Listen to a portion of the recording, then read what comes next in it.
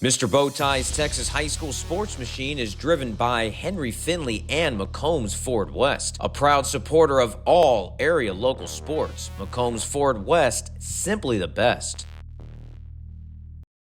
Hey folks, Mr. Bowtie here. Keep banging home that subscribe button on your screen so that way you can stay up to date on all the great local sports coverage not found on TV or in a cheap web stream. And don't forget to hit me up on Twitter at Mr. Bowtie 1982. It's fast, it's free, and you're going to make my dogs think I'm the best person in the world. Thank you so much and enjoy the show.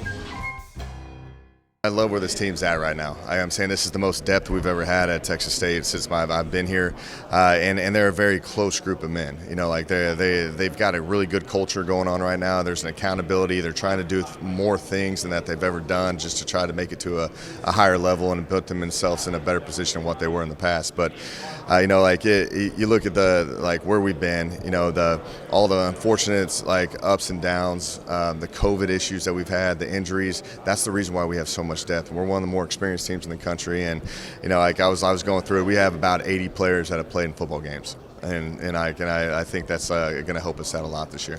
I know last year that loss to Incarnate Word, even though UIW made the FCS playoffs, I know that was a tough loss and it kind of sent you all the wrong way. What did you learn out of that to where if something bad happens during this season, you were able to stop the spiral, so to speak? Yeah, you know, and Incarnate Word was a really good team. Coach Morris did a great job, and you know, and they rightfully they got after us that day. Now we were down a lot of players, but we don't got any excuses for that. I tell our kids all the time for that, and you know, they did a really good job at formation in us and putting some one-on-one matchups. I thought their quarterback was extremely well too, and a really good player. But you know, you learn a lot. You learn every single day that you wake up. You know, like you wake up, you get around these kids, you keep diving into them, you try to figure out what's going to make them better. You push you push them every single day, and you know, like after that loss, you know, I thought there was a lot of transparency, a lot of look at yourself in the mirror. And, you know, as the year went on, we ended up winning 4 conference games and finished second in the West, and it's the highest that we've ever done at our school.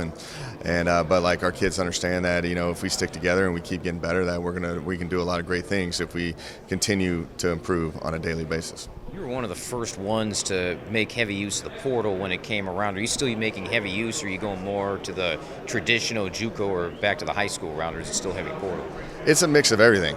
You know, we were pretty heavy on the transfer portal during COVID because we couldn't evaluate any kids. You know, this year we can get out and see guys. We got a good mix of high school kids, junior college kids, and transfers. You know, it is a very hot topic. You know, and one of the things that we look at is if you're a transfer with years.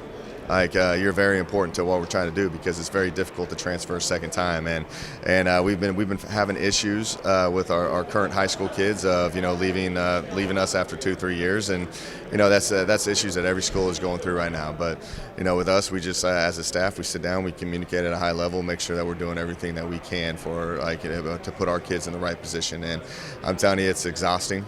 You know, there's a lot of conversations that occur, but you know, at the end of the day, you have to do that to make sure we're all on the same page.